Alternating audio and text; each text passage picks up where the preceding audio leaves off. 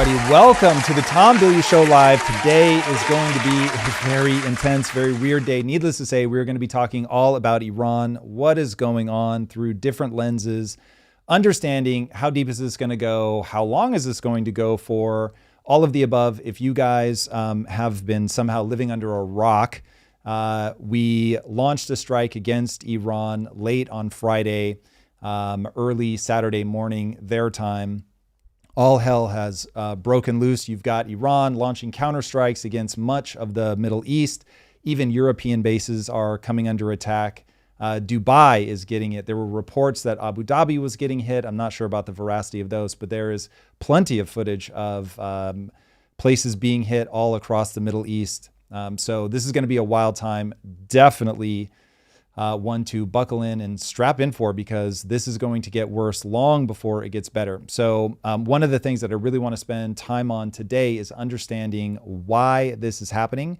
There's going to be a ton of messaging around this that I think is going to bamboozle people. It's going to pull their eye away from what's really happening. But before we begin, gentlemen, welcome. Good morning. This is obviously a big day in the world for everybody. So appreciate you guys coming in. I know you guys were paying attention over the weekend as to what was happening. And so we've spent all weekend putting this episode together. To everybody that's here showing up, that trusts us to walk through this in a way that is hopefully purely cause and effect based, we appreciate that very much. And so, yeah, we're going to get into it. All right, Mr. No New Wars has got us in what seems like another war. Before we make judgment, how do we get here? Walk us through it. What's really going on with us in Iran? Yeah, so the way to think about this is economics just went kinetic as the U.S. has launched a war against Iran. America, Israel, UK, France, and a massive swath of the Middle East are now at war. The only question is, how big does it get? How long does it go on for? To understand that, though, we have to understand what is actually going on, because as always with these things, people are getting distracted by messaging around this. AI is throwing a ton of lies into the mix. There's so much propaganda. It is very difficult to figure out what is real, what's not. This is all fog of war. This is happening in real time. So everybody needs to have their wits about them to understand just because we believe something was true on day 3 does not mean that it's going to be true on day 5 and 6. We have to let the data continue to roll in, but understand that you are in the middle of an information landscape that is all about fighting a battle on that front as well, getting people to believe things from the perspective of whatever country is laying things out. So keep that in mind as we go through all of this. Now, I will say this is not Iraq 2.0. Trump will leave Iran in total chaos before he puts boots on the ground. So anybody that has that level of concern, I would say that is not where this is going to head. If you look at what he said to the Iranian people, this is words, this is a paraphrase, but it's pretty close. This is your chance to rise up and take your country back. If you look at what he did in Venezuela, this was not about him going in and putting boots on the ground. Now, I think this is going to play out very differently than Venezuela. Iran and Venezuela are two very different animals. However, what I want people to understand is how differently Trump moves when it comes to these kinds of attacks. Trump is selfish and pragmatic. If you understand him through that lens, the way that he's going to handle Iran is going to make a lot more sense. He knows he is guaranteed a loss in the midterms if he gets drugged into putting troops on the ground. Okay, that is going to be a hard line. You've already had Vice President Vance coming out and saying there's no universe in which that happens. These guys have played this out, and you don't have to like what's going on there to understand that the attack on this isn't going to be don't get sucked into Iraq 2.0. That lesson, I think, has been learned by everybody else. This is a very different setup. This is going to play out incredibly differently. Now, will Israel put boots on the ground? That's far more believable. Trump is going to claim victory while staying at 30,000 feet as long as, and this is narrative warfare, as long as he can say that he set back their nuclear ambitions. They are going to try to get you to look endlessly at this is about nuclear war with Iran and making sure that they never get a nuclear weapon. And that's real, but we're going to get into where that plays out. It is certainly not the first thing on the US's mind as they go into this. It's not the first thing on the mind of the people in the Middle East. That's going to be maybe in third position. So no matter how much you hear about that, you've got to keep your eye on what the real pieces are. And the reason that I started this by saying economics has gone kinetic is if you try to trace this all through cause and effect, if you think up from first principles, what motivates people to do the kinds of things that we're seeing the US do, that we're seeing the Iranians do, the people of Iran versus the regime of Iran, how the regime of Iran will kill its own people, how the people of Iran are willing to rise up. You're seeing in the US, in New York, you're seeing American flags waved by Iranian people, Israel flags being waved by Iranian people in Iran, because the people of Iran see this very differently than the messaging would have you believe. Okay, so putting all the things on the table, I think that there are 5 things that are at play here. I'm going to put them in rank order. I'm even going to assign them rough percentages of right now, as of today, what I think really motivated the actions of Trump, the actions of Israel, the actions of the Middle East, who are almost certainly telling us privately, hey, we support what you're doing. Publicly, we have to message this differently, which is why they were attacked, because Iran's not stupid. They know that's what's going on. And it's why they're now like, all right, well, if you want us in the mix, then we'll just officially come in the mix. Seeing the same thing play out in Europe. You had Keir Starmer first saying, yeah, like we're not going to get involved in this at all. We're not even going to let the US attack from our soil. And now, of course, they've changed their tune on that. We'll get more into that later. All right. The first thing that's going on right now, the most important thing, the economic thread that's going to tie all of this together, the thing that explains the timing, is protecting the $2 trillion in Gulf investment commitments. This is the biggest issue for Trump. I'm going to round this to 35% of his motivation. So it's not more than half. There's many things at play here, but this is the big one. Just follow the money in the timeline. Trump secured over $2 trillion in investment agreements across Saudi Arabia, Qatar, and the UAE. Guess who's getting bombed by Iran? Back in May of 2025. These deals are the centerpiece of Trump's economic agenda. Manufacturing, AI infrastructure, defense sales, energy development. It's also how he's pulling Gulf sovereign wealth away from China and, honestly, to some degree, London-managed financial channels that have had their own agenda in the Middle East since 1901, I believe it was, when they first basically confiscated through negotiations, but they essentially confiscated the Iranian future oils. A lot of people will clock it at 1908, but that's when the oil was actually discovered. The negotiations, I believe, happened back in 1901. All right, now here's the problem. About 20 million barrels of oil transit the Strait of Hormuz daily, equaling roughly 31% of all seaborne oil flows. Iran has the ability to threaten or disrupt that choke point at will. This is why the US has been going after all of their naval ships, because they're worried that they're going to plant mines in the Strait of Hormuz, causing global disruption. Many analysts have warned that if they're able to disrupt just that one strait, that a global recession is all but guaranteed on the back of the disruption to oil prices. All right, analysts have also warned, and this goes back to these investments that Trump has gotten commitments from, that if you've invested in Vision 2030 projects in Saudi Arabia, okay, that was there, I think they put that forward in 2015, 2016, and they were saying, hey, by 2030, we're going to have migrated much of our economy away from oil. That's why they're making such massive investments into all kinds of tourism-related, sports, gaming, like all kinds of stuff. And the UAE has sucked up so much of the wealth in terms of investment dollars. And so if you're one of the people that's invested in those 2030 projects, then you could face disruptions if something is going on in the Strait of Hormuz. And so that creates many layers of concern, not just export prices, but broader macroeconomic and microeconomic consequences for Saudi Arabia directly and anybody that's tied into those investments. Now, you cannot build a $2 trillion economic architecture in the Gulf, right? If you're President Trump, while the biggest military threat to Gulf stability sits across the water with ballistic missiles, proxy armies, and a credible nuclear breakout capability. The investment deals require the Iran threat to be neutralized. You can't just reduce it. You've got to neutralize it. Otherwise, he's toast. His whole economic agenda is the only thing that he's riding on. The only way that Trump can continue to spend recklessly is if he grows. Okay, he knows that. Now, you can think that he's dumb all you want for the egregious spending, and I would be on your team with that. But he has a strategy, and that strategy is growth. That growth is partly reliant on things going well in the Middle East. And so you've got one thing that can destabilize that area. You've got to do something about it.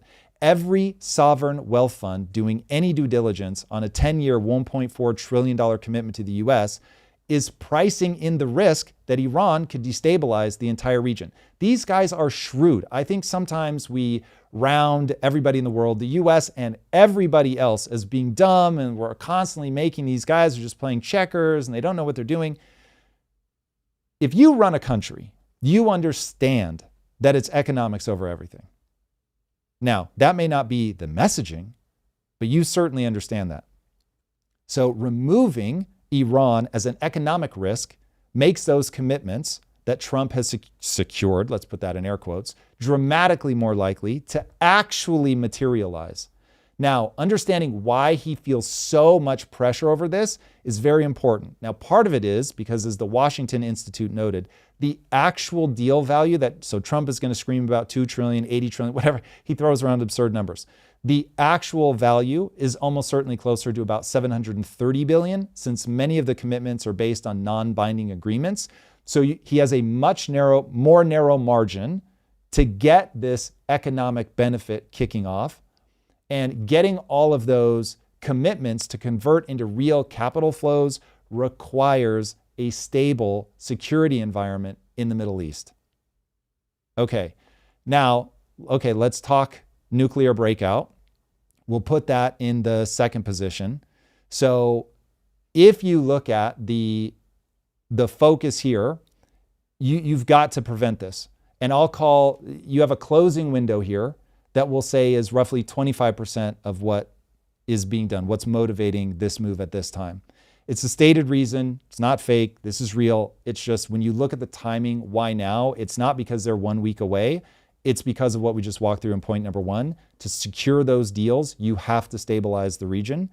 Now, the U.S. Defense Intelligence Agency estimated it would take Iran probably less than 1 week to produce enough weapons-grade uranium for a first bomb. We've heard that so many times. So that, I think, you can just assume is not actually true, that it's something more like they haven't given up their nuclear ambitions. They're still pushing it forward, though even there's some debate around that. But obviously, the June 2025 strikes that damaged facilities didn't necessarily eliminate the entire program. By February of 26, Iran was fortifying nuclear sites deep underground. They were completing blast chamber construction at Parchin, relevant to nuclear weapons development, and attempting to rebuild its missile infrastructure. And if some of the videos can be believed, they've got a lot of drone hardware and everything. They've just learned their lesson to start burying all of this stuff. And the deeper they bury these things, the harder it's going to be to attack it. So the window to act conventionally against Iran's nuclear program really was closing. And one of Iran's key lessons from the June 2025 war is that you can make it far more expensive for them to be attacked if you drive those things into underground facilities, because they're more immune to strikes, they're hidden from IAEA inspectors, on and on. So every month of delay made a future military option just more expensive. But this urgency existed in 2024 as well, and we didn't do anything about it. So what changed was the economic architecture that made tolerating that threat impossible, because you've got to stabilize things. Okay, 3. This is the one that gets everybody up in arms: Israeli strategic necessity and alliance management. So people are going to say, and I think there's a Trump quote, and I'm going to, by the way, I'll peg this at about 20%. But people were saying, Trump's a moron. He's just dancing to Israel's tune. This is all about Israel. Trump himself has said, I don't know that I've verified this, but I'm pretty sure that this is true. If reports can be believed, Trump said basically anybody that says that just is totally ignorant to how geopolitics actually works. Now, I'm going to read between the lines and say what he means by that is this is an economic game. Now, economics play out at the level of power, as we're seeing here. So just because something is argued on the surface is about being about warfare, you have to understand this country's jockeying for position to make life better for their people. How do you make life better for your people? You make them wealthier. Once you understand the game really is that simple, then pieces will start to click in place. So Iran has been on an escalatory trajectory with Israel since October of 2023 for obvious reasons, October 7th. That just set a lot of things in motion. Israel's strategy over the prior 2 years had transformed from containing Iranian proxies to directly striking Iran itself, neutralizing Hezbollah's second strike threat in Lebanon, destroying air defense systems in Syria, and opening a direct flight path into Iranian airspace. Israel had already struck Iran in June of 25. Iran and Israeli proxies have been engaged in conflict since 1985, which escalated into direct confrontations in 2024, and then the 12-day war that I'm sure all of you guys are very aware of from 2025. Israel was going to act again regardless. Okay, Israel was going to do their thing. The question was whether the U.S. would be a coordinating partner or a bystander, and joining the operation gives the U.S. operational control over escalation management and ensures that the strikes align with American economic interests in the region rather than purely Israeli ones. So if you want to know why the U.S. didn't wait for Israel to strike first, which honestly I thought would have been much higher odds, that's why. For them to come in, grab the reins, make sure that from an economic standpoint they're going to get what they want.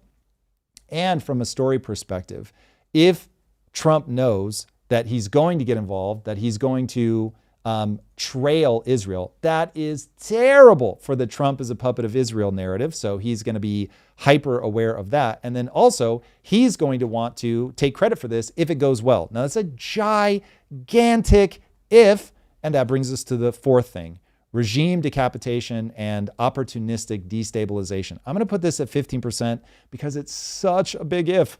A month and a half before the attack, Iran massacred thousands, maybe tens of thousands. Reports go all the way up to 30,000 plus of their own civilians getting killed during the largest protest since the Islamic Revolution back in the 70s. The regime was already fragile, okay?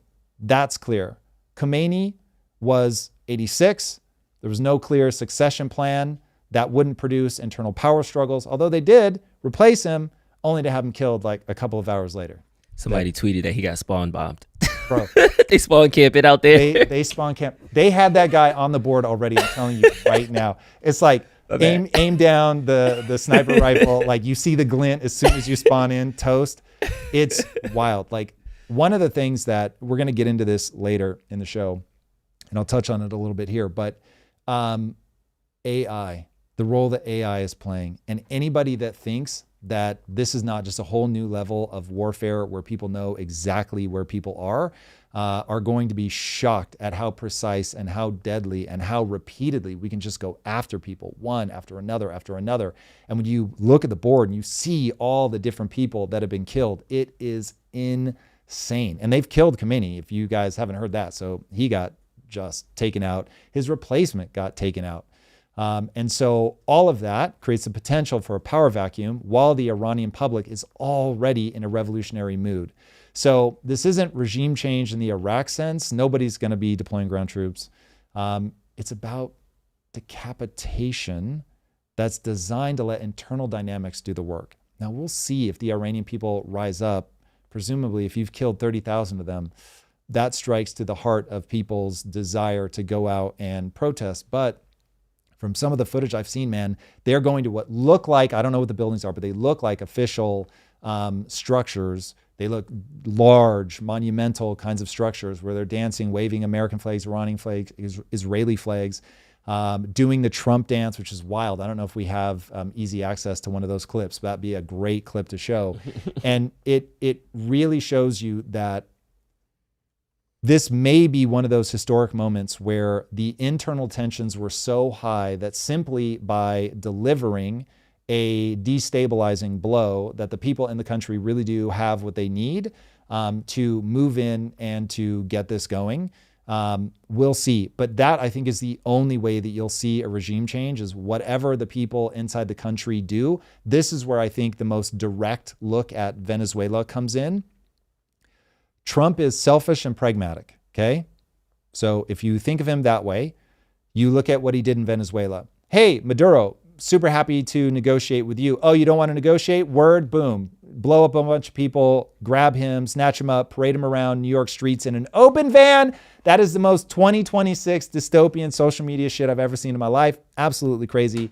Literally like a scene out of The Running Man. It is wild. New person comes in. Hey, do you want to end up like Maduro or do you want to negotiate? And he'll just go down the list.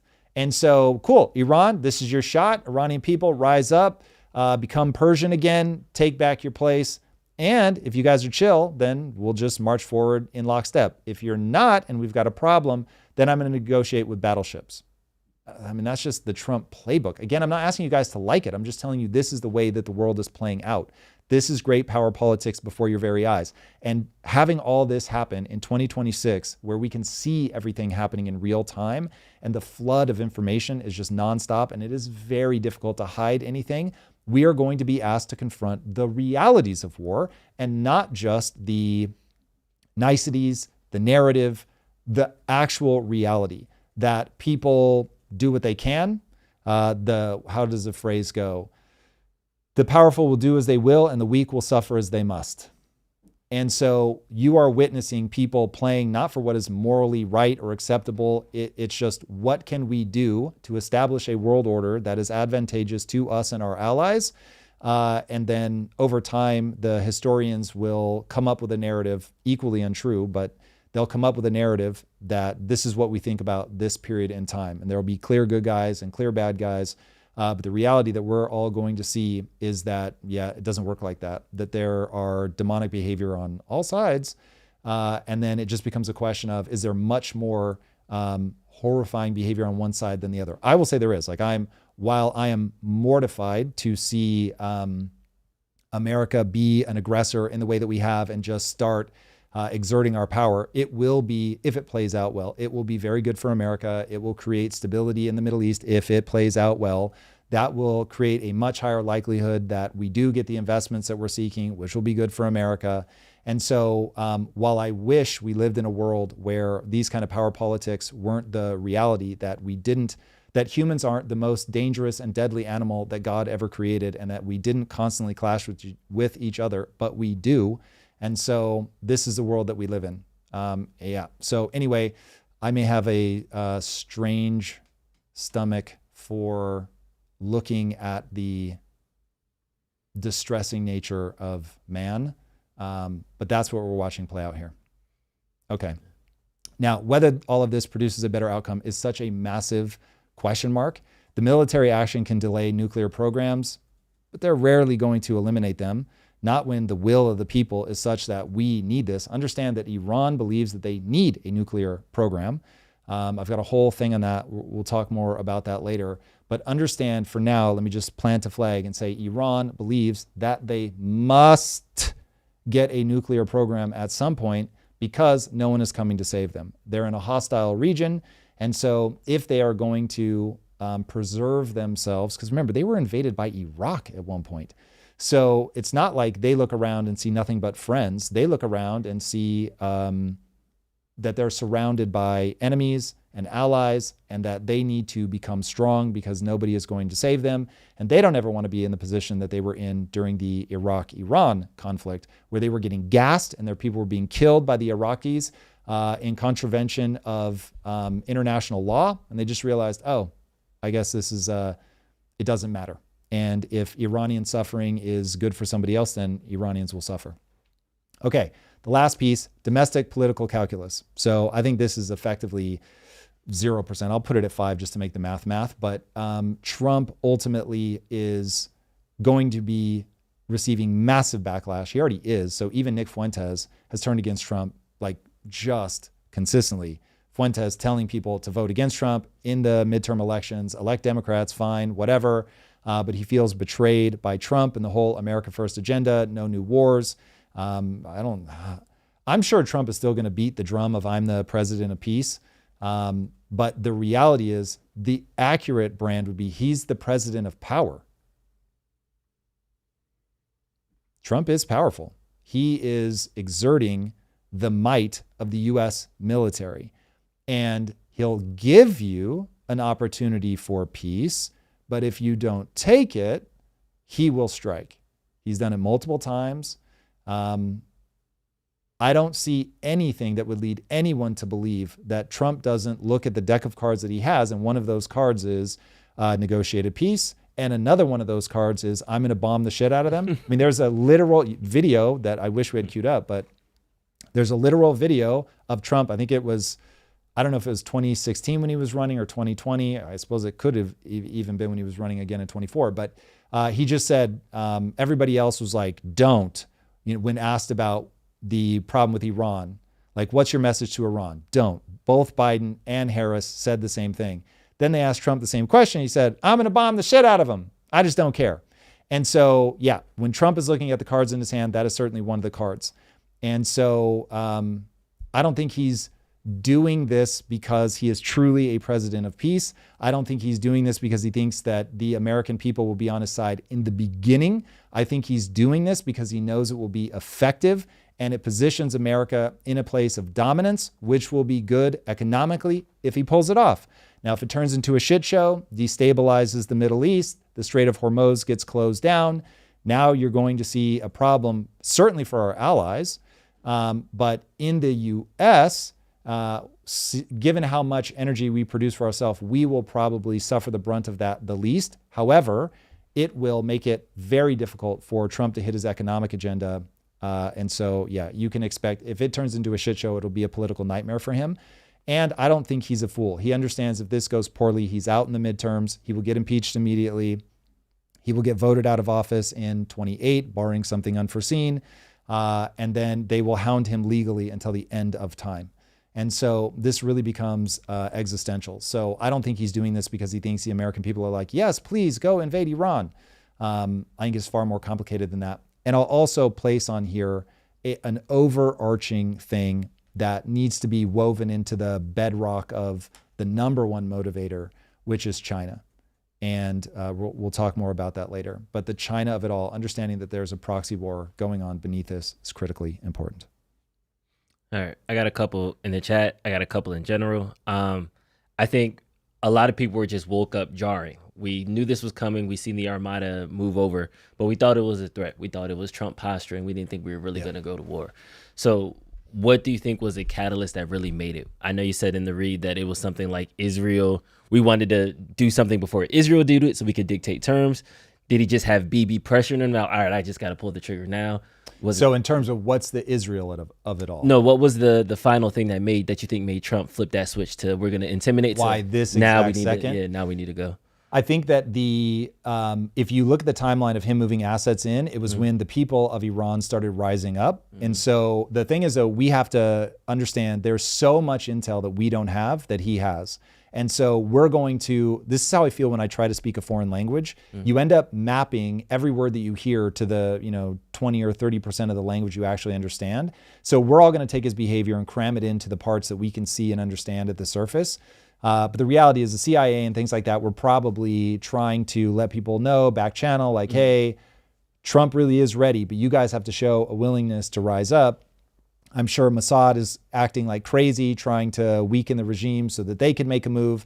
I'm sure that you've got Israel going, okay, October 7th created momentum that's opened a window where some of these things are going to be viewed as just understandable by people that are only half paying attention.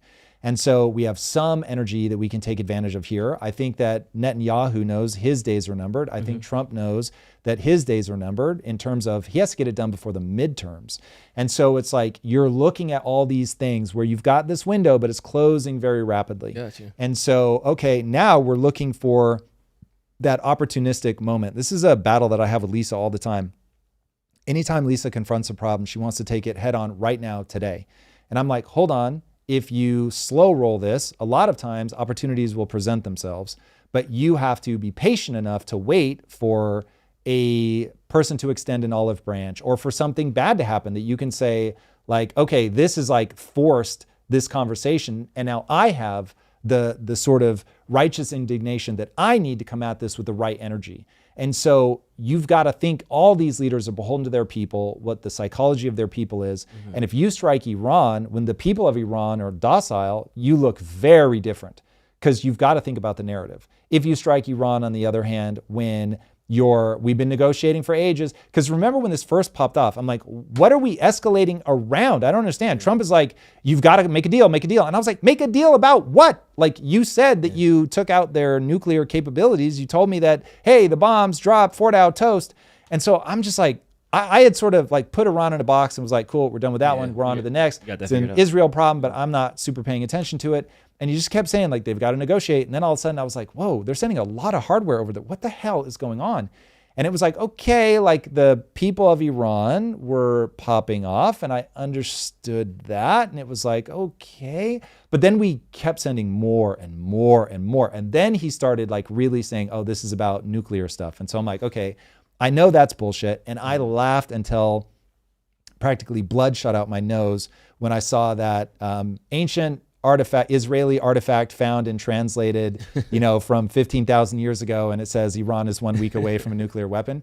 And I was just like, yeah, okay, that's the narrative. I get it. That gives like your sort of, I'm not really paying attention, but I need a headline people that go, oh, wow, Iran like doing the nuclear thing again. Okay, yeah, I guess like we have to do something. And I was like, this doesn't make sense. So as always for me, I start, is there an economic story here? And start putting the pieces together like that. We went through it already. So that all makes sense to me. The exact why this precise moment, I think it's midterms. I think it's Bibi Netanyahu running out of time. And I think it's the popular uprising of the people in Iran that gives you this massive moral cover story to move now. Got it. And then like taking a step back, I understand that this is a proxy war. I understand that, China might have a hand in it. And really fast, one more thing I want to put on the table. This will make sense as we go. You've also got the things went so well in Venezuela. That's a ding against China. Now you've got this looming thing with Iran.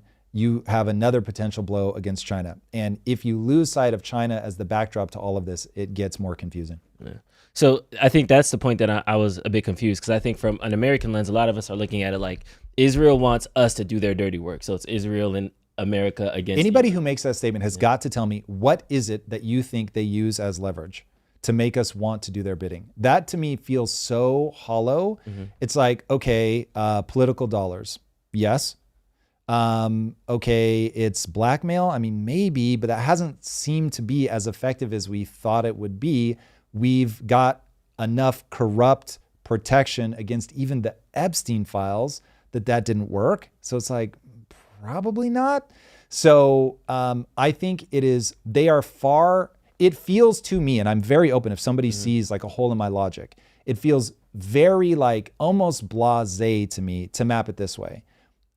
They've got a ton of money in politics, but anybody can do it. So they're just being better at that game. So there's going to be a ton of people that are like, yeah, I need these campaign dollars, but you're not going to put boots on the ground for that. I don't think that seems highly, highly unlikely, but they're very good with political dollars. They really are an ally. I think that we should, when I map the situation as the Mossad having incredible intelligence and embedded infrastructure the world over, I go, that's pretty interesting. So I bet that is very useful. And then from a technology standpoint, remember what Israel did with Stuxnet. Holy Jesus. Like the Stuxnet virus got into the actual software that ran the centrifuges in Iran. And it was like embedded in like every piece of technology ever. So it was like, I'm a Motorola chip. And I'm asking myself, am I a Motorola chip in an Iranian nuclear facility? If yes, do this. Like, bro, it is so insane what they're able to pull off. Maybe I'm overestimating their abilities or maybe I'm bang on. But that one to me feels like that people are letting their imagination run away with them. This is why I highly encourage people to read the Neil Ferguson book about the Rothschilds. He paints the really sort of unnerving tale of this is how high finance works and how people leverage money to gain power. But the way he explains it is just so blasé. Like politicians are the ones that actually set policy. Policy like has all these insane knock-on effects. So you need to go befriend politicians. Once you see the like just simplicity of the 1, 2, 3 of it all, there's not a mystical thing that's happening behind the scenes. Like you don't have to go to like I hear people talk. They're summoning a fucking Sumeric demon and all this shit. It's like what the fuck is happening? Get terrestrial for a minute. Just get real boring. That humans are like, oh, I like money. And so they start splashing money around. But if you think they're the only ones, you're out of your mind. The US is splashing money around all over the fucking place too. And so it's like, that one just gets weird for me if you don't make it mundane. Just make it mundane. Ground it in more mundane shit. And then you'll understand why Trump is like telling them they can't do certain things. He wants to take the lead on other things. Israel is not more powerful than America. In fact, I finally clicked a puzzle piece into my brain that has driven me crazy when people are saying that Israel's just yanking the US around. America is far more powerful than Israel by a lot on every conventional measure. Maybe not intelligence, I don't know. But bro. I gotta push back. Please do. Like tell me what the thing is you think I'm missing. If Israel were to turn on America in that region can do tremendous damage on an international global level. Sure. The reason that Israel gets this special treatment in the factor is because they are a proxy for America. Just like we have, like Iran. We're not a proxy for Israel. That's what I'm saying. Like if that line, yeah, cool. Love it. Yeah. The vast majority of the Western world is a proxy for America. This is why Europe is playing with fire. Be a proxy for America. Be good little boys and girls. Be a proxy. Shut the fuck up. Do what you're told. No, seriously.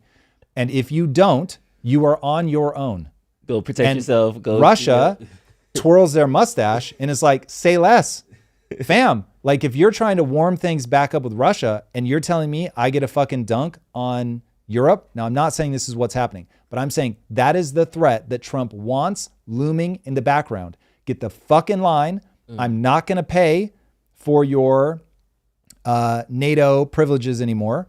Like you guys need to pony up. You need to be at 3 to 5% of your GDP on defense. You guys have to be prepared to defend yourselves. Give me fucking Greenland. You're not going to give me Greenland? Fuck all you kids.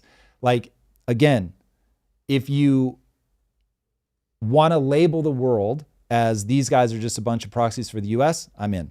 If you want to say that's morally disgusting, okay, we can have a conversation about power. But to say that the US is a proxy of Israel, that's where I'm like, I don't buy it. All right, I want to finish the thread that I was walking really quick. So, G, if you could throw this up. When we initially talk about it, let's just talk for the proxies. Iran is being backed by China. Some people are saying Russia's in there because they donated weapons and they've been helping them out. On the Middle East side, Israel and U.S. are teamed up.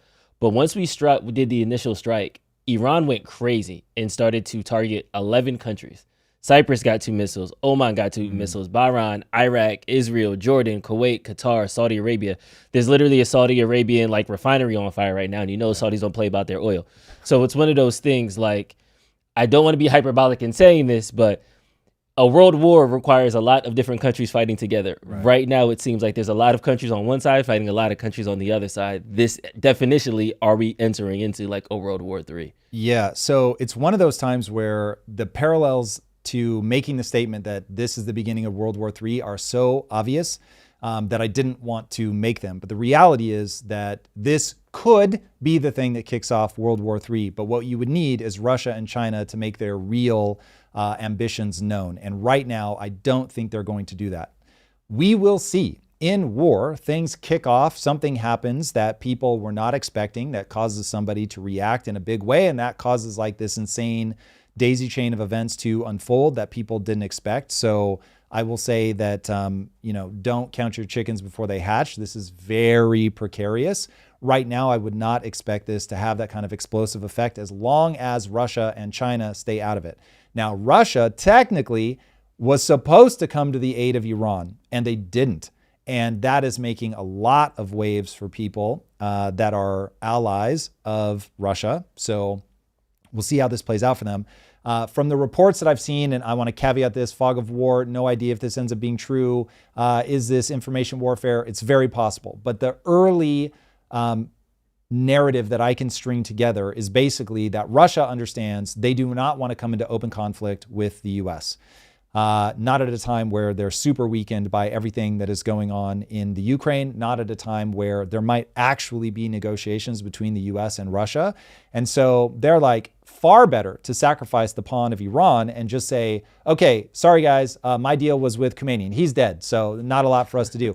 Also, we said that if it was like an out and out war, this is really just strikes on terrorist infrastructure. Like, I've seen some crazy things reportedly coming out of the Kremlin. Now, what all ends up being true, I don't know, but what is true so far is Russia is staying mum, like they're not getting involved. China is being a little bit more handsy in the situation. They're sending intel, like they've publicly published intel to let the US know we can track the movements of your supposedly secret aircraft. We know where they all are, and we're just putting it out there on the table. Supposedly, they're sending weapon systems to Iran as well. So we'll see if there's anything that gets escalatory there. It is certainly going to be an open question as the US is, in my opinion, certainly trying to weaken the energy resources that China has. China, though, is trying to diversify away from oil as fast as they can. And when you look at their energy expenditures, solar is going up massively. Coal is going down. Now, to what extent they still rely on things coming out of the Middle East and oil in general, I imagine it would not be easy to switch their economy on a dime. So this is going to have an impact on them. How big the impact will determine whether they feel the need to escalate their involvement in the conflict. So we'll see. Okay, and then Pete Hegseth had a press briefing earlier, and a journalist asked him a really good question. I want to hear his response and then hear kind of your breakdown of it. Hegseth, thank you. Reagan Reese with the Daily Caller. Two questions for you. The president said yesterday in his video message that we will leave Iran when we complete all of our objectives. What are our objectives? And can you share more information on how the soldiers who were killed were killed? So what are our objectives? Well, I laid out the objectives, as did the chairman. They're completely nested. I mean, Iran has an ability to project power against us and our allies in ways that we can't tolerate. So whether that's ballistic missiles and drones, so offensive capabilities. So, okay, this is part of the dog and pony show. You're going to hear that a lot. A true thing that does not explain the timing. And so part of what I'm trying to get people to focus on to actually understand how all of this stuff plays out, and we've got more things that we're going to cover on this in terms of the history of the region and all of that. But yes, true statement, but not at all explanatory of why now. Yeah. And then this is to pull out. He talks about the timeline and withdrawing and things. Effectively, their Navy, which would attempt to set other terms and impose different costs. Drone capabilities, which we laid out there. And ultimately, though, this tying it back to Midnight Hammer, the president has been willing to make a deal. You can't have a nuclear bomb. Radical Islamists can't have a nuclear bomb that they wield true statement, against does not the world. explain the timing. He gave them every single opportunity. Then we precisely took it away.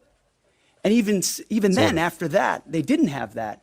They didn't come to the table with a willingness to give it away. So ultimately, those nuclear ambitions, which never ceased. So basically, pause for a sec. Pete Hegseth just said, we took away your nuclear capabilities, but even the fact that you won't just say that you're not going to do it, that's a problem. Now, that's believable. Mm-hmm. The fact that they won't even just say we're not going to pursue it, which they can't for reasons that are having to do with they have to project their power externally, also to their own people.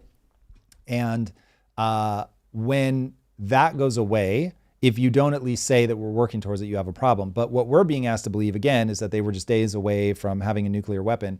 I think it's just one of those absurd things. It's easy to repeat, and it gives people something to say. It gets people having the nuclear conversation. But if you recontextualize this around answering one simple question, but why that Saturday morning? Yeah. Like, you got to explain that. And if you can't explain that, we've got a problem. Got it. So right now, they're telling the American people that we're going to war against their nuclear ambitions. I don't know how you kill ambition, but that's the story that they're running with. On the flip side, it's actually pretty easy to kill that ambition, by the way. How do you kill nuclear ambition? It's always economics. So here's what you do. You go to the people of Iran. Mm-hmm. This is why I think so much of this is cued off the timing of those uprisings, and why I'm sure there were people on the street that were encouraging those uprisings that were either U.S. or Mossad agents. Mm-hmm. And you get the people a taste of what it would look like to be in an economically positive situation. Because remember, what we did to kick off the revolution was we clamped down on them economically. And so we made it hard for them to make money. And so once we were able to put Iran in a terrible economic situation, the people were like, hold on, our government now is not only repressive, but we're experiencing hyperinflation. And once you're there, as they say, you're only, 9 meals away from a revolution. So that's 3 days at 3 meals a day. And then people are out in the streets and they're willing to do whatever. So we put them in that situation and that kicked that off. So if you can get those people a taste of what economic, or even just a belief that economic prosperity is on the other side of this, now all of a sudden they're like, yeah, I don't give a shit about the nuclear. You want us to, we're the new people that just are building this new government. And you just want us to promise that we're not going to build nuclear. Yeah, no problem. Easy peasy. Like, they don't care about that. If they don't see themselves as in danger from being attacked by all their neighbors, if they feel like, oh, we're a part of the Abraham Accords, we're a part of the Board of Peace, we're a part of like this bigger thing that's going on here, it's going to be that if I'm the people of Iran, I'm looking around going, hold on a second. Something like 7 out of the top 10 investment houses in the world, meaning capital under management, are in Dubai or Abu Dhabi. Bro, that means that the 2030s are going to be the decade, at least. Is it going to be longer? The decade of the Middle East. So you've got Iranian people who have this sense of like this long heritage of being Persian. We're being repressed by our government now under a banner that we don't see ourselves in. We don't want to be a theocratic regime. We want to go into the 2030s with our head held high and make our contributions to what is going to be this incredible. And they probably don't think of it as a decade. They might think of it as a century. So we're about to go into the Middle Eastern century where we get out from under the Dutch disease of oil, whole thing there. And we finally now can translate that into the future. And we can be a place that people want to come. By the way, Iran's not some big ass desert. Iran's beautiful. And so you want to talk about a place, if you had stability, economic opportunity, all of that it could become a place that people go and just experience a beautiful life. And so to give up like being a nuclear threat, why the fuck would they care? Like they need to feel like they're under a bigger umbrella. They can't feel like they're dangling out there. But if they felt that embrace, and that's why I say the Abraham Accords were brilliant, because it's an economic approach to what everybody believed was a religious problem. It's always economic. Yeah. All right, so then on the flip side of that, we kind of see we're going to go into the history after this, but we see what are the 5 factors that are contributing to it. We're seeing what the administration is kind of telling the American people. What do you think the off-ramp is? What do you think is the thing that can wrap this up in a tight bow? Because I thought it was going to be Venezuela 2.0. We go in, we kill Khamenei. All right, we're done. We got him, guys. High five. Let's bring everybody back home. But once he died, night 1, and then there was another wave of strikes. Pete Hegseth in his briefing said it's an ongoing operation. It's still live. They're still hot with ammunitions. What do you think is the off-ramp? What do you think is the thing that gets us out, or at least winds things down in the region? I don't think there is. I think it's an all or nothing gambit. You either win. So complete surrender, the people protest, take over the government, that type of. Yep. So the only like back pocket thing, in fact, this is what he will use as the back pocket if it doesn't go well. Whoever steps into power, let's say that it remains IRGC, whatever, you just keep saying, okay, well, we're willing to negotiate if these guys are willing to give up their nuclear ambitions. And you just bring the narrative back to that. Cool. They've got a new guy in power. And the part that's unsaid, I see this is not going the way that we want. I am not putting boots on the ground. And so now it's like, well, we'll just go back to economic absolute aggression. And so we'll box them out. We'll keep them in an economically weak position. We will have done so much damage to their infrastructure by the time we get there. Because keep in mind, these guys are going to be getting hammered day after day after day. And I think Trump has 3 to 4 weeks before people in the US really pull the plug. And there's something about the War Powers Act. I can't remember how many weeks it is. I want to say 3. That like a president can do a strike like this for 3 weeks without having to get permission from Congress. So he'll push that as far as he can. I think he might be able to veto it if they try to strike it down. Somebody will have to check me on that. If that's true, the odds that there's enough votes to override the veto are basically zero unless something really bad is happening on the ground at that time. So it will almost certainly play out like that. Gotcha. I don't know. I'm feeling optimistic based off of what you're saying. We're seeing 60 days in the chat. 60 days in the chat, 90 days to withdraw. So 60 days of action. So even longer than I thought. Okay. Yeah. So it's a good thing because he has a little bit of that freedom that he can strategically pick apart different parts of the regime. I think the goal was to assassinate the supreme leader. They did that. So far, the America is winning in what are the things that we're trying to eliminate from the Iranian side. It'll be an easy story to spin. Yeah, like we did what we have to do. Now we're just trying to de-escalate it and get out of there. So it's not so far we've only lost 4 servicemen, I believe. Yeah, and he talks about that. It was like one missile got through the defense system out of the barrage that they sent over. So while economics matter a lot, do you think that there's another element with this holy war? Mauricio Dark literally did a Mauricia literally did a super chat. Let's do what Mauricia because it literally is the question I was about to ask him. Perfect. Okay. Mauricia Dark 316 says, Tom, I grant you that economics matters a lot, but I feel like you are guilty of single variable thinking, ignoring cultural and morality. Some people willingly turn down wealth for integrity or even die for their principles. There is a religious aspect to this all. There is because we can't call them radical Islamists and then not think though their religion will have something to do with how they fight this war. Yeah, so it's a very fair point, and I want to make sure that people understand. First of all, when I lay out 5 variables, Mauricia, it is very insincere because you're a longstanding member of the community. I know you don't mean it like that, but I'm certainly not reducing this down to a single variable. And I think what you're trying to get me to focus on is what is the role of the religious aspect. And I will say this, it's not zero. It's not zero in the buildup, but how did we get the people to rise up? I'll let people take a second, write it in the chat. How did we do it? Did we go and say, remember Iranian people, the God that they are ruling you with is not the true God. The real God that you should be rising up in the name is whatever, a different interpretation of Allah, Jesus Christ. No, we did not do that. What did we do? We broke their fucking back economically. Okay? So I get it. That stuff, you're 100% right. And humans need that thing to live and die for. I agree wholeheartedly. Religion is how we organize large groups of people. Values matter so much. I harp on about how important values are. There's no doubt about that, and I don't want to gloss over that. What I'm trying to explain is why now? What's the real motivation right now? And if we want to talk about how we end up with a religious uprising, we can certainly do that, where they take power in 1979. We can talk about life through a religious angle for sure. We can talk about, is that part of why the IRGC is fighting as hard as they are? Is that why you still see moral police on the trains in Iran, even as the people are stopping to wear their hijabs, which is happening right now? All of that, we can have that conversation. But if you want to understand what gears turn to make something happen right now, religion is going to leave you wanting.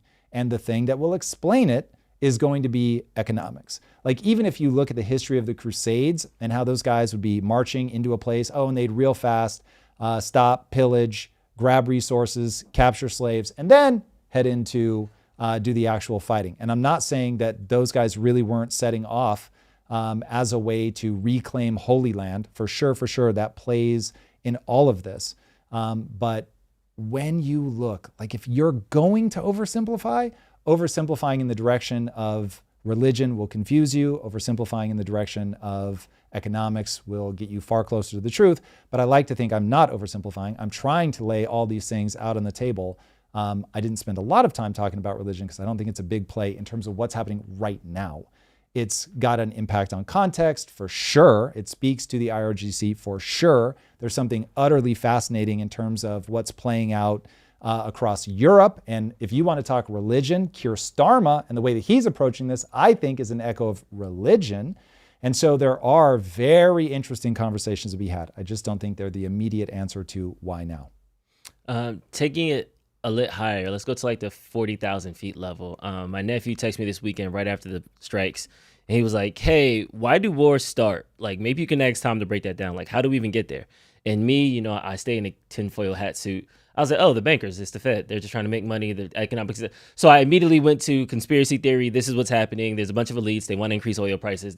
So that's my like go-to. But taking a step back, how do you think we end up in wars? How do you think these things happen from just a broader Pollyanna perspective? Not necessarily specifically to this war, but we seem to always have our foot in the Middle East. We seem to always have a conflict with us every couple years. What is this unseen driving factor that pushes us into like these conflicts?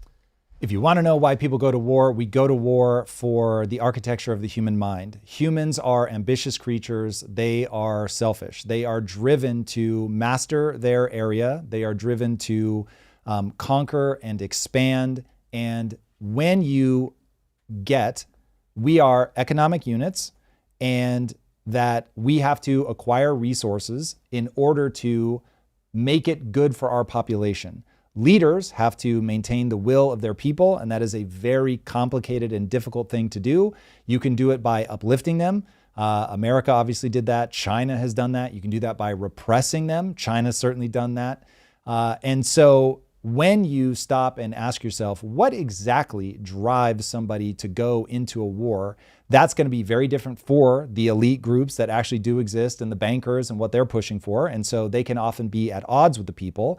And so typically, I would say it plays out something like this. There is an economic, AKA power grab that is going on, and it is sold to the people in moral terms. We are right. We are God's chosen people. We are the just ones. God is on our side. That's how it plays out at the narrative level. And that is how you whip up the average person. You get them going and motivated enough to move forward.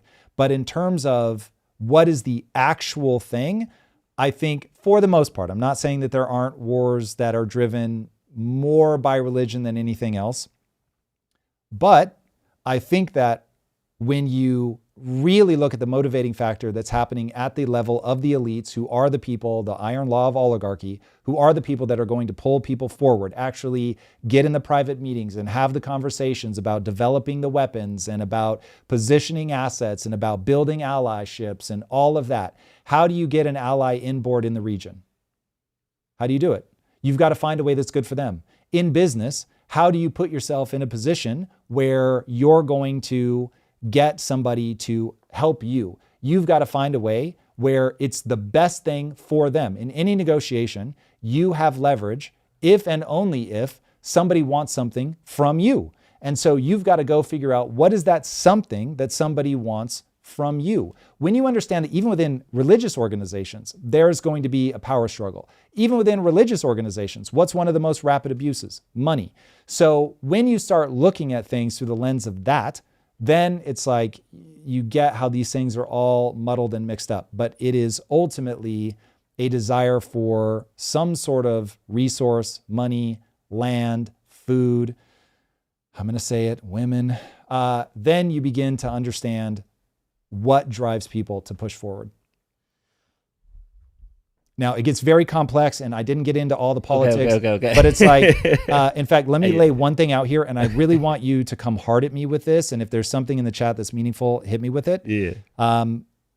So if you think of, when somebody says negotiations, what they're really talking about is, I've got to find a way to make you want the same thing that I want. And if people would spend time thinking about that, I think things would click into place for them. Once I realized as a business guy that you would so often walk into a negotiation and either you were making the mistake or the other side was making the mistake, where they knew how it was good for them, but they didn't know how it was good for you. And in a negotiation, to get somebody to act, you have to figure out how it's good for them.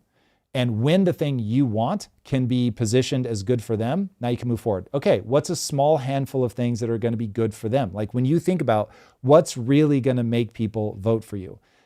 Let's say that you are making their lives worse economically, right? We don't have to look any farther than Iran.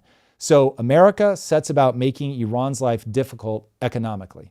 Cool. So now Iran can go to the people and say, God works in mysterious ways. God wants us to kill the infidels. And so be strong, guys. Like, look, I know you're starving. I know your baby just died in its crib because you couldn't feed it. But like, this is what God wants. How far do you really think that goes? Every now and then you will get something super crazy and the people are so like in it that they'll ride with it. But normally the second that you break things economically, people start going, how much? Yes, still believe in God, still believe that all the things that I believed about what God wants and all that. But now I'm not so sure that God is talking to you. I think you now might be a false prophet. Now, what triggered that? Economics. You're making somebody's life worse. Why? Because economics is about resources. Why does that matter? Because starving to death is not a fun way to die. And so freezing to death is not a fun way to die. All of these things, like modern civilization is weak people that came together and said, oh, I get how to be strong. The way to be strong, and strong means acquire resources in abundance and stop other people from taking your resources. Okay, so how do I do that? We band together. Now, how do I get everybody to band together? Religion. But if you don't see how resources came first and religion came second, you're in trouble. It is very rare. I'm not saying that it never happens, but it's going to be very rare where people just sit peacefully and starve to death because that's what God wants. So you break them economically and they're going to rebel. But you can attack their religion, and if you like give them space and don't fuck up their resources, the odds that it escalates are just much, much, much lower. I won't say it never happens, but it's much lower. No, that makes sense. That tracks. And I want to shout out Hopper and LD because they provided the perfect segue. They said, Tom, this is all short-term and small thinking. I think all conversations moving forward should be driven by how AI is going to make things moving, how AI is going to move things moving forward. I hope that made sense. It had a typo and it messed me up on camera, so thank you, Hopper, for embarrassing me. But there was something to the back and forth between Anthropic and the Department of War. Palmer Luckey got involved. Alex Karp got involved. Everybody kind of had something to say about it. This was the first time, I think, in the modern era, transparently, we saw, wait a second, they're using technology to do things that are constitutional violations under the guise of we are saving America. Where is that line, and what was kind of your read as you approached that? Okay, this is from Hopper. Hopper set us up, and I'm just stealing it. I just want to make sure I give Hopper his due credit because Hopper, you're absolutely right. That is completely brilliant. The war with Iran is going to be unlike anything that has ever come before in the history of warfare, in no small part because of technology, because of AI. You have to look at the role of AI and the maverick military scene that has exploded out of former Silicon Valley engineers. It is officially insane. If you zoom in and look at Elon, Palmer Luckey, Peter Thiel, Alex Karp, Joe Lonsdale, as builders who realize America is at an inflection point with China, okay? This is where we risk, as we look at the immediacy of the conflict with Iran, we forget that this is in no small part a proxy battle with China, and you project that down, what's going on in Iran is going to make a lot more sense.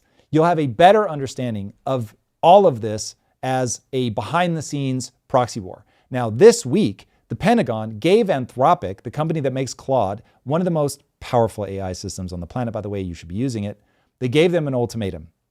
Drop your safety guardrails or we invoke the Defense Production Act and take your technology by force, or at least ice you out of all government contracts. The Pentagon literally posed a scenario to Anthropic's CEO. What if a nuclear missile is 90 seconds away from hitting America and your AI is the only thing that can trigger a response, but your guardrails won't let it? Think about that. We're having these conversations now about whether an AI and the company driving it gets to decide if America retaliates, strikes back, what it does, which has huge implications. Anthropic said no. This is a red line. We are not going to give you that ability. And by the way, people have loved them for it. And downloads of Anthropic went through the roof of Claude, I should say. Now, Trump ended up making good on the threat to label them a supply chain risk and boot them from government contracts entirely. Within hours, OpenAI swooped in and signed a deal with the Pentagon for classified network access. We'll kill everybody. Chat, we'll kill whoever you need us to. Just point the bomb to it. I'm here. Whatever you need. I need the stock price to recover. Dude, truer words never spoken. No guardrails, no restrictions. Sam Altman even admitted that the deal was rushed, the optics terrible, but the deal got done. Now, all eyes on Palmer Luckey, please. This guy is incredible. He's the guy that built Oculus, sold it for $2 billion to Meta. Then he started Anduril, one of the most dynamic modern era defense companies focused on building light, lethal, drone era military grade technology. That company is now worth $60 billion. This kid is incredible. He's out here saying that any tech company refusing to work with the military is pushing us towards this is his word, corporatocracy. He said refusing to work with the Pentagon is really, really dangerous, and his company is already deploying autonomous weapons in Ukraine. Then you've got Alex Karp, the CEO of Palantir, whose software is literally integrated into the Pentagon's classified systems through the exact Anthropic deal that just got blown up. Now, Karp said at Davos that AI-driven warfare systems are the equivalent of tactical nuclear weapons. He said the West's only path to peace is projecting such overwhelming technological superiority that our adversaries are just too scared to do anything. Now, zoom back out. These tech titans have been warning us about China for a while. They know that China is the end game in the battle for the new world order. Now, we are a headline society, and so it can be very easy to forget there's like Mexican drug cartels doing their best to take over Mexico. We can forget that China is in dire straits in terms of they want to take over their hemisphere. They want to go into Taiwan by 2027, and we want to try and stop them. So we're doing little economic things here and there to try to make things difficult for them. And this week, China ramped up their military coordination with Iran. Beijing deployed surveillance ships in the Persian Gulf to monitor American operations. Putin suddenly said he's willing to negotiate with Ukraine, which that could create something weird with China. Trump floated a friendly takeover of Cuba. This is one of those, in any other day, that'd be the headline, a friendly takeover. What? Oh, I'm sorry, what? I'm going to take your house. Bro, but I'm going to do it in a friendly fashion. Now, it really is in terms of if the people hate their government, how do you get them to hate their government? You starve them. So again, playing out economically over in Cuba. The German Chancellor Friedrich Merz came back from visiting Beijing and told his country, and I'm paraphrasing here, but this gets pretty close, work-life balance and 4-day work weeks will not cut it anymore because China is simply outworking Europe. Boys and girls, this is a technology game now. This is a technology game. Remember, game theory makes this very clear. Any technology that promises an advantage will be developed. What has Europe spent the last multiple decades doing? Dick riding the US and letting us pay for everything, all while regulating their country to death.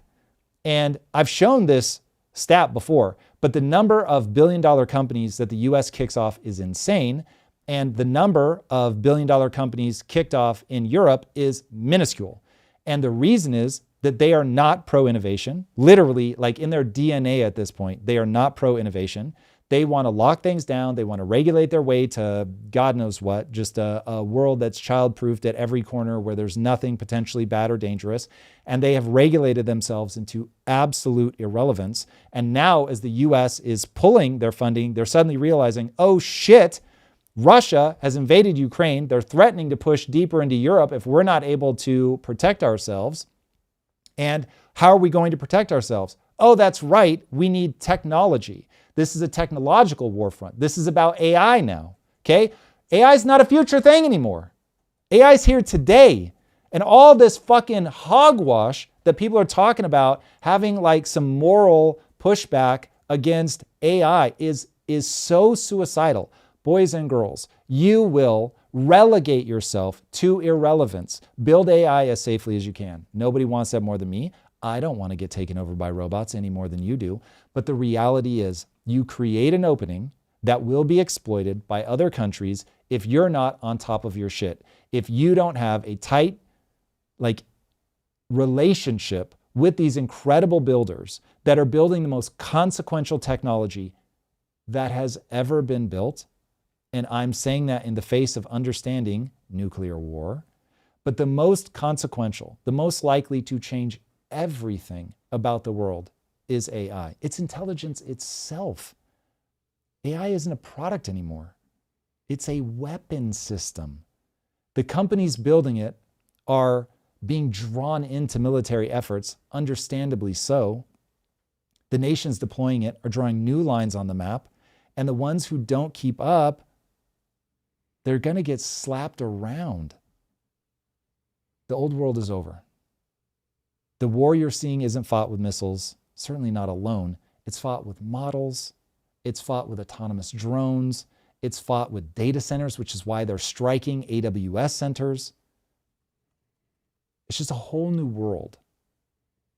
Nobody's used to it. Nobody knows how to deal with it. Nobody knows how to regulate it. But what Merz was saying, remember, he said it right after coming back from China. What Merz is saying is, we've got to get way more hardcore. I get you want a 4-day week. You will be speaking Chinese in the near future if you think that you can approach this moment in history with that energy.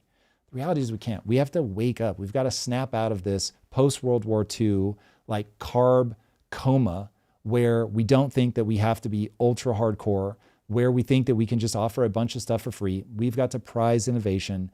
We have got to create a greased chute for Americans to innovate and to build incredible things. We've got to be manufacturing on our own shores. We've got to make sure that our supply chains are secure, that we're not letting our adversaries control critical pieces. Now, having grown up in the post-World War II era, it was awesome while it lasted. And I'm very sad that the way that the human mind works, that it was inevitable that we were going to end up back here with a destabilized world where power has to be re-exerted. But that's the world that we live in. So we've got to be prepared to understand everything has been changed by technology. We've got to want to draw our technologists in. And I still love that Anthropic drew a red line. I love it. I think that there has to be that tension. I think that our government is as likely to become abusive as anybody else's government. And so we need those checks and balances. So I'm here to applaud that they were saying, hey, hold on a second. We've got to be careful here. And the way that you move forward is with that dynamic tension. We should want dynamic tension. We should want people that have the right to speak up and say, this is not how I think this should go. We should remain a nation that prizes freedom of speech so that people can push back when they think that their government is doing something wrong. And we should take it very personally if our government becomes tyrannical and is trying to silence dissent. We should not want that. So shout out to Anthropic. I think it's amazing. Now, I don't know if the following is true, but I know that it's believable. There are reports that Anthropic has missile defense systems on their San Francisco headquarters. I tried to debunk it. It may get debunked over time. Maybe it's all fake. But the reality is that that's believable, even if it isn't true. And so once we understand where this is all going, it is going to be messy. It is going to be complicated. Depending on when you tune in, sometimes you're going to tell me, hey, we got to be way careful with this AI stuff.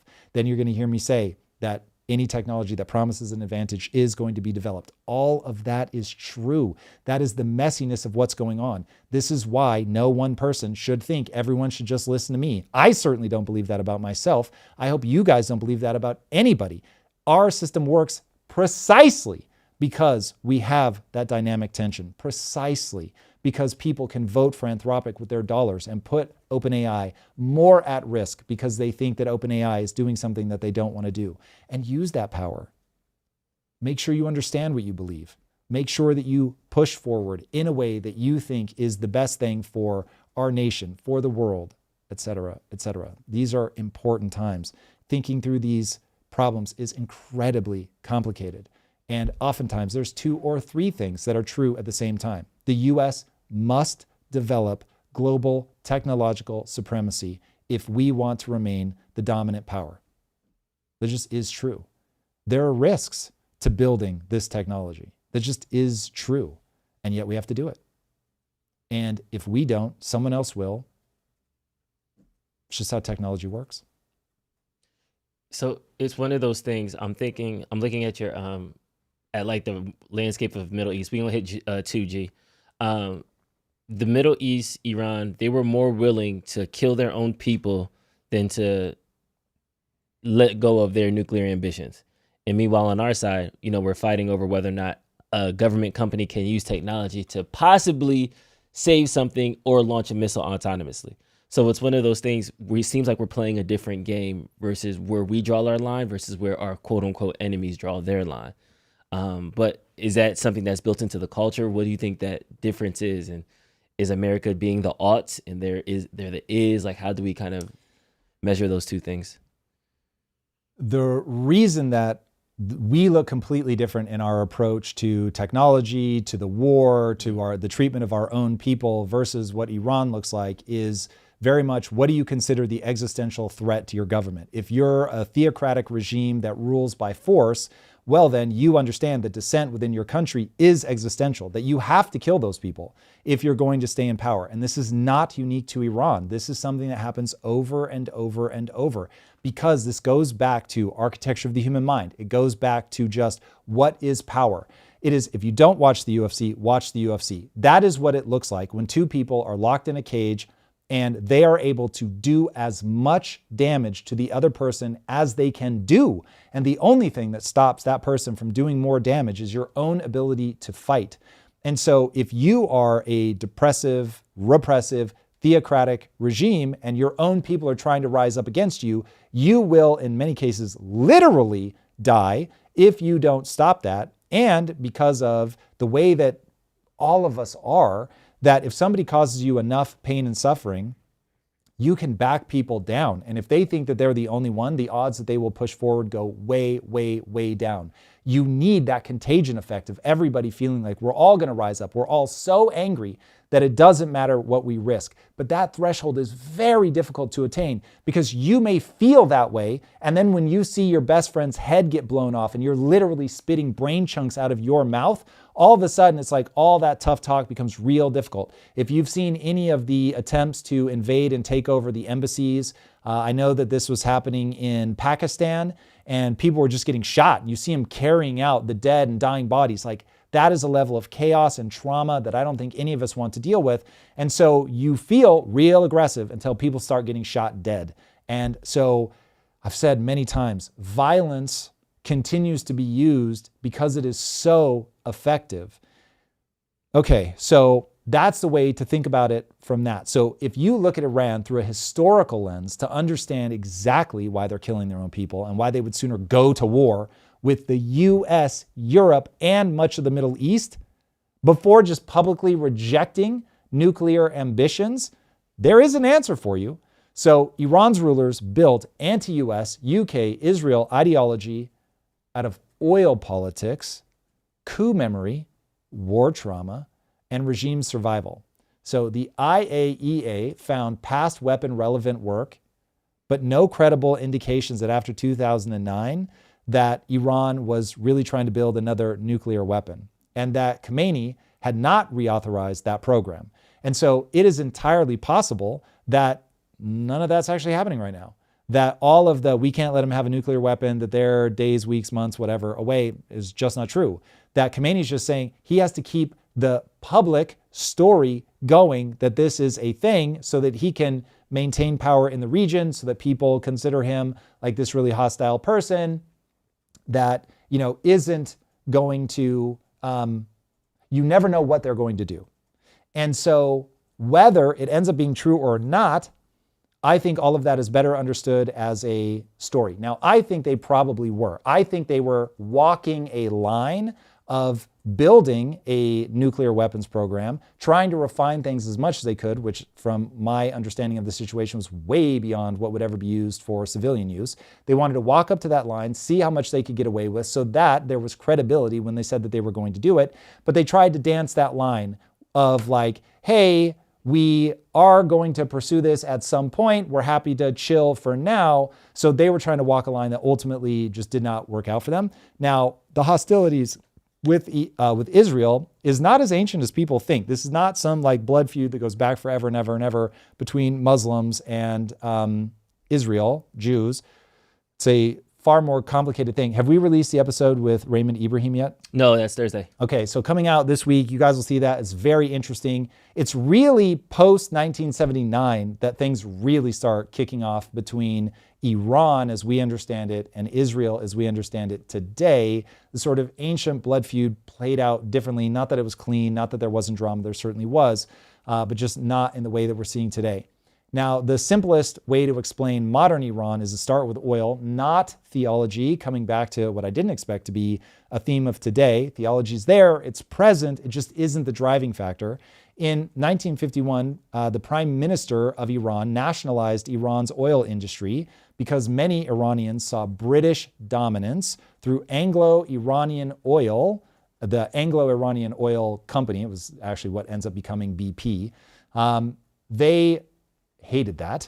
And Britain's answer was to do an embargo, and the US and Britain then backed a 1953 coup that removed the leadership at that point. And that is really important to understanding the anti-Americanism in Iran. It wasn't invented out of thin air by clerics in 1979 because we believe in different gods. The classified US records show that American officials themselves worried that joining a coup could further alienate the mass of Iranian people and damage US interests in the long run. Britain was the original foreign antagonist. America became hated because it guaranteed the post-coup world order. We were, as they say, the big Satan. We were the greatest world power on the international stage. And so we kept them in a position that they didn't want to be, where their oil flows were controlled. They were really not able to control their own livelihood. So of course, they're going to hate that.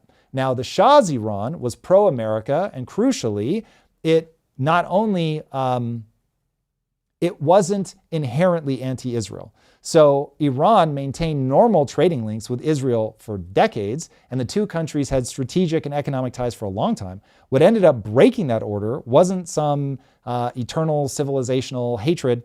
Stuff is there like, oh, this is where this stuff gets so complicated. Yes, it's there. It's sort of dim radiation in the background, but it's not the thing that's driving everything. The collision of oil wealth and autocracy, that becomes the crazy thing that just explodes. Oil money financed rapid modernization, but also the classic distortions of a petrostate, which is so interesting if you look deeply at this stuff. We're going to go fast through it right now, but it's very interesting. So a petrostate, you tend to get inflation, surprising, but the mechanisms are there, inequality, corruption, urban dislocation, political repression. The Brookings Institute notes that the Shah's oil boom produced rising inflation, corruption, and income equality. And while Amnesty in 1976 documented arbitrary arrests, torture, executions, and the extreme ruthlessness of SAVAK, in popular memory, foreign alignment and domestic humiliation all come together, fusing to create this one narrative of having to fight these great evils. Now, Khamenei turned that grievance into their governing system. It became the narrative, the value system, all wrapped up in religion to explain why they were just in coming to power, what the mandate was that they were going to rule on, right? We just saw that here in the US. When it is perceived by the people that a leader has a mandate, they can just do a lot more than if the people are against them. So it starts out with that. They bundle all that grievance up, wrap it in a religious veneer, and then put it forward. After the revolution, the new regime labeled the United States as the great Satan and Israel as little Satan, but this was never just about ideology. It's also just a simple power consolidation. So it's been noted that the 1979 embassy seizure let Khomeinis camp claim the anti-imperialist mantle and sideline their own leftists and their own moderates, while the new constitution gave sweeping power to the supreme leader. So in other words, hostility towards America, Britain, Israel, it became basically political technology. I mean, it was a way to lock people in to what gave them the mandate, who are the good guys, who are the bad guys. It unified the revolutionary base, delegitimized domestic rivals, as there are always going to be, and kept the state permanently mobilized against outside enemies. When you lay it all out like that, it starts to make a lot more sense. Now, on the nuclear question, that's where this really starts to get interesting. The most accurate take on this is almost certainly deterrence, leverage, and regime insurance. So during the Iran-Iraq war, Iran was invaded. The UN confirmed chemical weapon use against Iranian forces. Declassified US records show Washington tilted towards Iraq, even while Iraqi chemical attacks were known. So we knew they were gassing their own people, and we're still like, yeah, but that's probably better for us. Tehran's lesson was very simple. International law is not going to save us. Outside powers, they'll tolerate Iranian suffering if it serves regional balance. The reality of that history helps explain why enrichment, missiles, proxies, and nuclear threshold capabilities come to look to Iran's rulers like basically taking military hardware and leveraging it to get your sovereignty. Now, it doesn't prove the final decision to build or use nuclear weapons to annihilate Israel, the US, or Britain, despite the fact that they claim it over and over and over. Could just be bluster. The record is weaker on how true all of that stuff is and separating the propaganda that they have to put out. The reason that I beat that drum, by the way, is not to diminish or make Iran look good or that, hey, guys are not as bad as they claim. No. I'm just saying, if you want to get to the reality of why they're doing what they're doing, you don't have to go all the way to they were actually planning to build these weapons and annihilate people. Okay? It's part of the story, and they definitely claim it. But they're claiming it, I think, for more sophisticated reasons. Now, one question that we all have to ask is, why would a regime kill its own people? Now, we talked about that before, but the Islamic Republic is a security state. Okay, they're a security state born of revolution. And any security state born of revolution has a fear of counter-revolution. So the violence isn't accidental. It becomes foundational to keeping your people in check. So human rights organizations estimate that even back in 1988, they had killed thousands of people. Up to like 5,000 prisoners were executed in the 88 massacre alone. And there were, I think, roughly 321 deaths in November of 2019 during the crackdown after the fuel price shock. The UN fact-finding mission said that in 22, the protest crackdown saw a bunch of unlawful death, including extrajudicial killings, torture, rape, and acts that may amount to just plain crimes against humanity. And so obviously we've talked about what they did recently with the killing of up to 30,000 plus people. So they have to maintain power. And by having the nuclear deterrent, you not only keep your own people in check, but you keep the region in check. And so they're certainly not going to give up the lie anytime soon. And they're not going to let go of the ambition or publicly state it, because the current regime is not trying to plug into the broader economic security of the region. They're not trying to be a part of the Abraham Accords. They still see themselves. They have maintained power by saying everybody else is bad, we're the good guys. And so the second that they give that up, they give up their right to rule. It's kind of like the Russia thing you said, where you have to make your opponent save face with his people. Mm-hmm. So if I've been saying you're the bad guys this whole time, and then I'm on TV shaking hands with them, then it's like, wait, you lied to us. Yes. Yeah. And if you've been repressive, you've got a problem. In the US, you can get away with it, right? Because Trump is running a similar gambit. He'll tell you that China's bad all day long, and then, he'll do a deal with China, no problem. He'll tell you Maduro's regime corrupt from top to bottom. But wait, didn't you just promote one of the corrupt officials to president? Yeah, but she's doing business with us. Like, he's got this ability to like hand wave the craziest shit away. In fact, as a side note PSA, remember, boys and girls, people will treat you exactly the way you let them treat you. So if you apologize, kowtow, oh my God, you're right, I shouldn't have done it. Yes, she's bad. Then people are going to beat you to death with that stick. If the second you say that, you're like, you guys are dumb children who don't understand geopolitics, which by the way is true. And so I don't want to do a regime change there. We had to get rid of Maduro. That's no good. I need people that would do business. People will often say, myself included, Trump just says the quiet part out loud. Trump is just mapping power. This is how power works. Now I expect that it grosses me out a lot. I expect it to gross out a lot of people who see all of this as morally monstrous. I'm with you. But it is a naked glimpse into how power actually works. Speaking of the Russia of it all, there was some speculation that Putin has agreed to the U.S. guarantees for Ukraine. And this was somebody out of Zelensky's office. It sounds good. Putin is the king of, yeah, I'm ready to talk. Yeah, let's definitely sit down. Airstrike drone.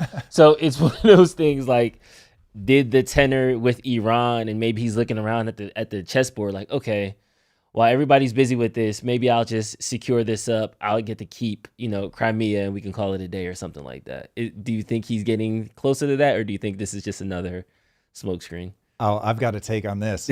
If you want to know why Russia and the Kremlin have suddenly changed their tune on being willing to negotiate on Ukraine, I think it is very simple. Donald Trump understands you have to find a way to make something good for the person that you're trying to negotiate with. So I think Trump is offering Russia something, I don't know what that something is yet, but offering them either reduction of sanctions, a sort of get out of jail free card economically, to reinsert them into a Western alliance. It will be slow, it will be vague in the beginning, but I think back channel in the most whispered of whispered conversations, I think it goes something like this.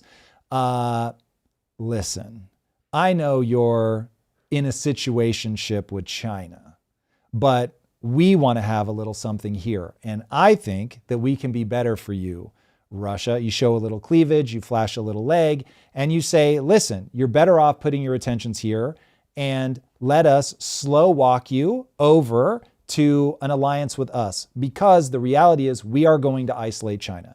China's in trouble in a way that the US isn't. Russia, look at how we're running the chessboard. You want to be a part of this. You know we're the hottest country. And so get on this team with us. It's going to be something like that. Of course, there's both carrot and stick. So there's going to be some threats about we're going to get hyper involved with what Europe is doing if you guys keep fucking around. But if he gives them that economic off-ramp, if he tells Russia, listen, the world order is changing. We are moving into a new century. America is going to reestablish itself largely as a hegemon in our own region. China can do China things. But Russia, do not make the fucking mistake of grouping up with those guys, because you full well know that we have a lot of weapons left in our arsenal and we will use them all. So you can be a friend or a foe, but this is what friendship looks like. And so I think that Trump's admin is laying out something that at least has Putin being willing to make a couple of public statements about, yeah, maybe I'll do that. Now, I think Drew said it perfectly. He does that all the time. And it has historically always been bullshit.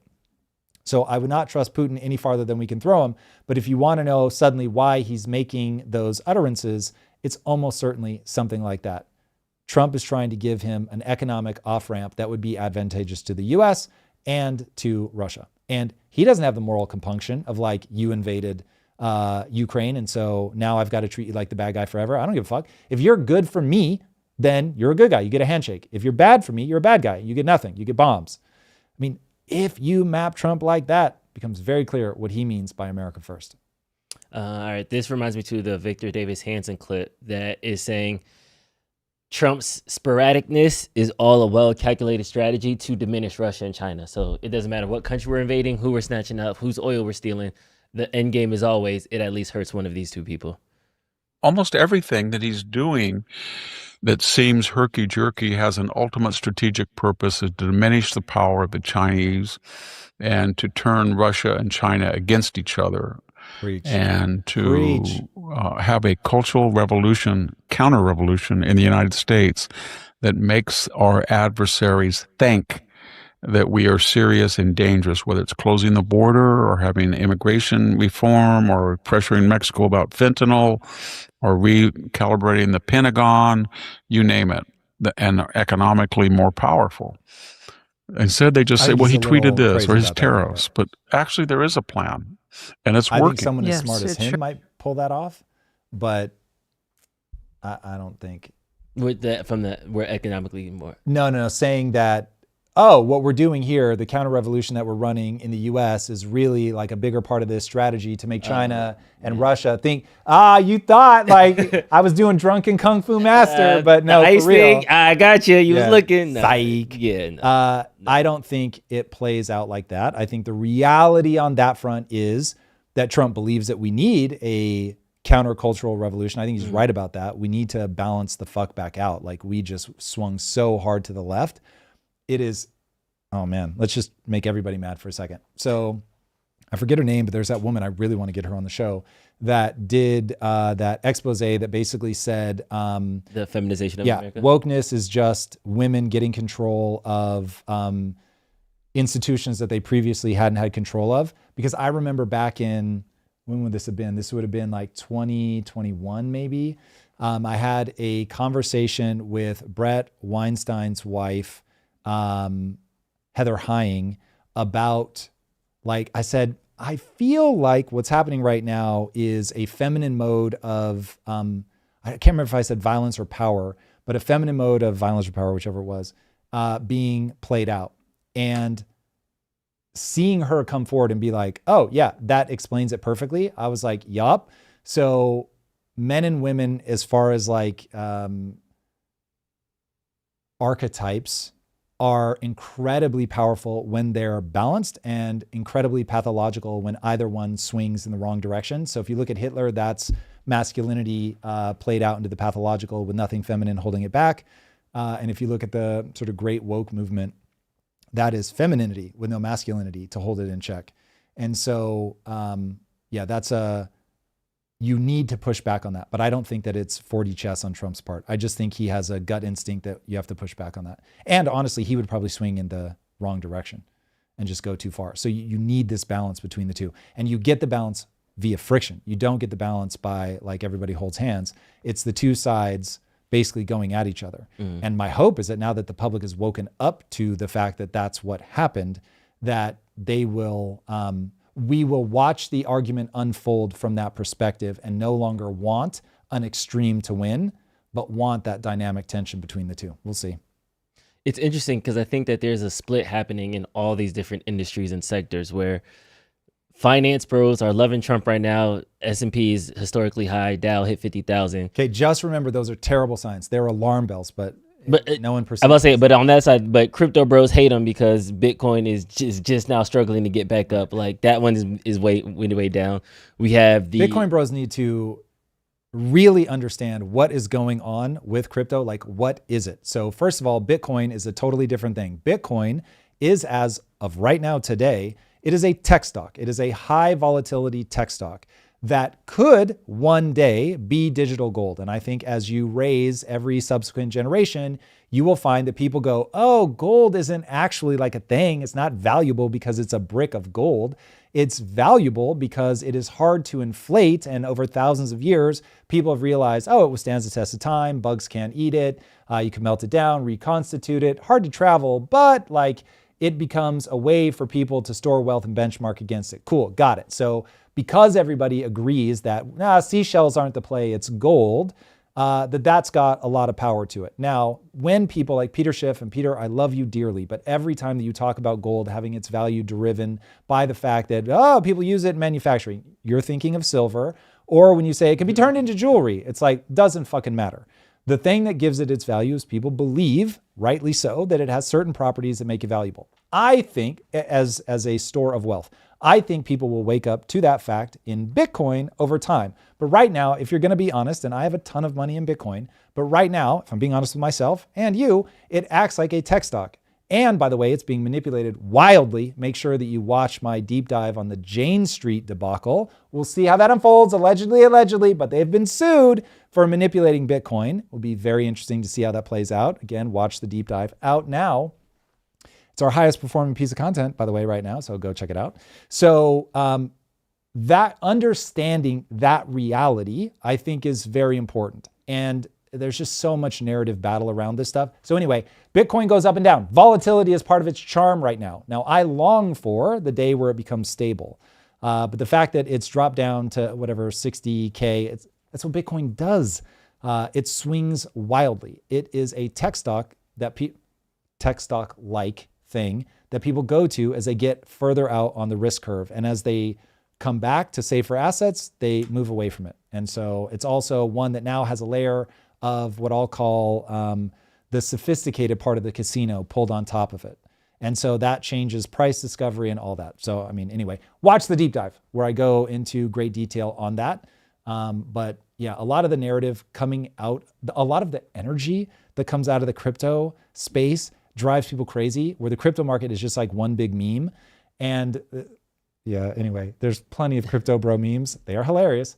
But you have something incredibly meaningful, at least at that level. As you go the Bitcoin level, as you go down into the more obscure stuff, it's like betting on how many times will Trump say, never seen anything like it in a speech. Literally, that's what shitcoins are. The same impulse to bet on that is like, am I going to read the cultural energy on Poo Poo Bear coin better than anybody else? Sure, go for it. I think people should be able to do whatever they want with their money. And if they want to gamble it on Poo Poo Bear, they should be able to. But let's not make out like it's an economic movement. It's gambling. Gotcha. We were talking about the pendulum swinging in culture left to right, finance. I was saying kind of that split between Bitcoin bros and traditional finance. And I think there's also a split between capital R Republicans and kind of this new right-wing movement, especially around the war thing. So I know Nick Fuentes has lit it on fire. He has said it repeatedly. Don't vote for Trump. This is the worst. Don't do this thing. Do you think Trump, I'm asking this because I know the midterms is coming and you guys are about to get a bunch of campaign ads. So I'm trying to drill this into your head before you see this guy is trying to take your babies, like before those ads start. Is there something that Trump can do based like to try to get this momentum going, rolling into the midterms? But he's losing that cultural energy. So can he turn Iran into a victory lap? And maybe that would help. So it's just, he got make people rich.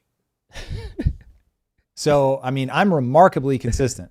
Like, it is not tell people that God loves us best. It is not tell people that God loves Trump best. It is make people rich. If you put money in the middle and working class pockets, he will get reelected. If he fails to do that, he will not. It's that simple. And so he's running an all or nothing gamut where it is, I'm going to spend like a drunken sailor. I'm going to be completely irresponsible with inflation, just to round it to the nice, simple. Anytime you deficit spend, you're robbing from the middle and working class. You're robbing from everybody, but you give back to people that have assets. And I'm going to grow more than I steal from you. And if he does that, then people will be happy. If he steals more than he gives, then he'll get outvoted and he will end up being stalked legally until he's in prison or until he dies. Like those are his two plays. Especially because now there's rumors, alleged, but there are rumors that Obama has just brought on like a 9-person criminal defense team because he believes that he's about to be indicted. Alleged. So we'll see if that ends up being true. If the Trump administration is dumb enough to do that and then they lose the midterms, oh, buddy, it is game over. That would be so dumb. So, anyway. Okay, you set me up. So when you set me up, Tom, I got to spike the ball. Let's do it. Bernie Sanders is proposing a bill to raise $4.4 trillion in taxes from America's billionaires. Let's go. A move that would virtually cut their massive fortunes in half. A chunk of the money will go towards sending $3,000 stimulus checks to every person earning $150,000. Okay. So that's smart. There goes the money in the pocket. Hey, credit where credit is due. At least he's like, all right, I'm going to steal from these bitches, but I'm going to give it to you. Because I'm not going to balance the budget.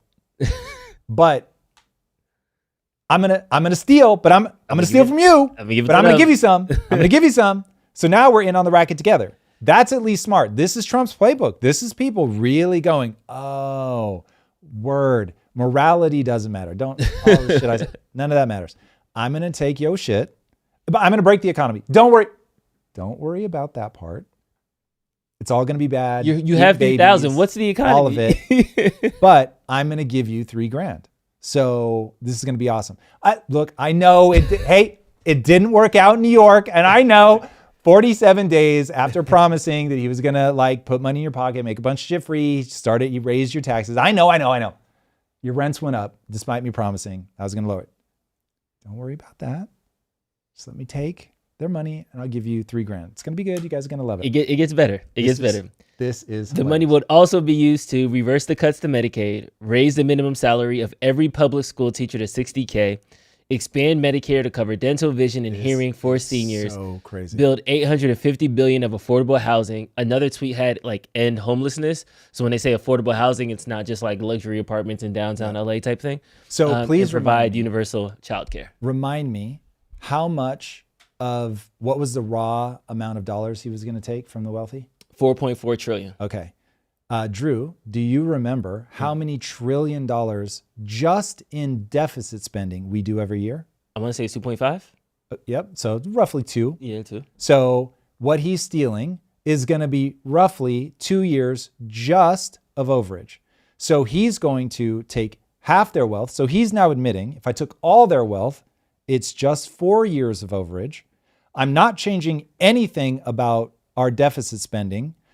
And by the way, I'm going to increase our deficit spending once we're out of this because these policies will all be put in place. And I will, as Margaret Thatcher has tried to fucking tell people, I will have run out of other people's money. Now I have nowhere to go. I did not change our spending problem at all. And first I bought you 2 years just of the deficit spending, by the way, at current levels. So all the smoke and mirrors and all that's all bullshit. Then after 4 years, even if I confiscate all their wealth, all their wealth, 100% of it, guess who I'm coming after next? Did not tell billionaires. Correct. Because you guys have all the money. And once people understand, billionaires only have like, I forget the exact number. It's less than 10%. So now all of a sudden it's like, Z's, they're coming for everybody. This is how it always plays out. And so it is wild to me. Either Bernie Sanders is so dumb that he has no business being an elected official, or he is evil. I don't know. He actually doesn't strike me as dumb. Or sorry, he doesn't strike me as evil. I don't look at him and see somebody who's evil. So I'm only left with, he's fucking dumb. So it is, look, economics, they are hard to understand. It is a very complex animal. But the same people that will just go ballistic over tariffs or attacks and how dare you, and this is going to absolutely destroy the economy, cannot see their way to running the math on, well, how much wealth do they have? And if you take it all, what are you left with? And once you take it all, are you going to then change the spending structure? And P.S., if you're willing to change the spending structure in 4 years, why aren't you willing to change it now? Because you can't give these breaks to everybody for long. You know that. Your own math tells you that. So cool, I accept. Remember, his own fucking words. I'm taking half their wealth now to give you guys $3,000 checks and make these changes. None of that's going to impact the deficit. Yeah, what happens in 2 years from now? Yeah, correct. Yeah. And so then it's like, well, he's going to steal the rest. Yeah, probably. But by the way, we haven't even talked about one thing, which we have to talk about. Hey, as a reminder, you're going to force, none of that money is real. Okay, this is the part that people keep forgetting. It's not real money. It's potential money. And when you go and try to make them sell their things so that they can pay this tax burden, it breaks the economy. All the assets plummet in value. Also, if you're a builder and the government just took away half of your money, one, did you flee the country ahead of time? Yes. Did you do anything and everything that you could to avoid this? Yes. Will you stop producing if there are no upsides? Yes. Tom, how do you know that's true? Tom, are you just reading that fucking Ayn Rand book? No, motherfucker. I'm looking at China. So look at China. Innovation equals 0 for Mao's entire reign. Why? Because he wanted to make sure that everybody had equal outcomes. And so there was no reward for you for innovating. So why the fuck would you innovate? Then Mao dies, thank God. Deng Xiaoping comes into power and he says, getting rich is awesome. And he lets what happen? He lets people get unequal outcomes. He lets inequality happen. And what happens over the next couple of decades? More people are pulled out of grinding poverty than any other time in human history. Oh shit, that's right. These policies have consequences. And when you incentivize builders to build by letting them win more than the next person, they innovate and they build and it helps everybody. And when you break their back and steal their shit, they stop fucking innovating. So, boys and girls, can we please admit these things are knowable? The cause and effect is knowable. And if you depart the cause and effect train for the emotional train, you start acting like a fucking idiot. And you make decisions that absolutely collapse economies. It's so fucking retarded. Okay, we got some super chats, but there's been 2 bangers. One, CC Crazy said, I thought we had financial deficit because we already ran out of other people's money. That's good. And then... Is it? Why is that good? No, that was like funny. Like, it's funny. Like, the reason we have a spending deficit is because we already don't have enough money to take. So why are we trying to like run that math? Yeah, facts. Okay, yes. It's a funny joke. Yeah. Ha. Nah, I don't All want right, to trigger we'll you. fucking move on. I'm Sec- triggered. Triggered, Drew. Second one was Jay Welk 92. He said it's Schrödinger's money. That's why. It's whose money? Schrödinger's money, like the Schrödinger's cat in the box. Oh, Schrödinger's money. Schrödinger's money. So Oh my God. if you look at the money, then the money's there. But if Hold you don't on. see it, the Oh money's my God. Wait, who said that? Jay Welk 92. Jay, you are, I'm going to was good. steal that endlessly. That was good. Please know, I won't always remember to credit you, but in your heart, you need to know every time I call it Schrödinger's money that you deserve the credit.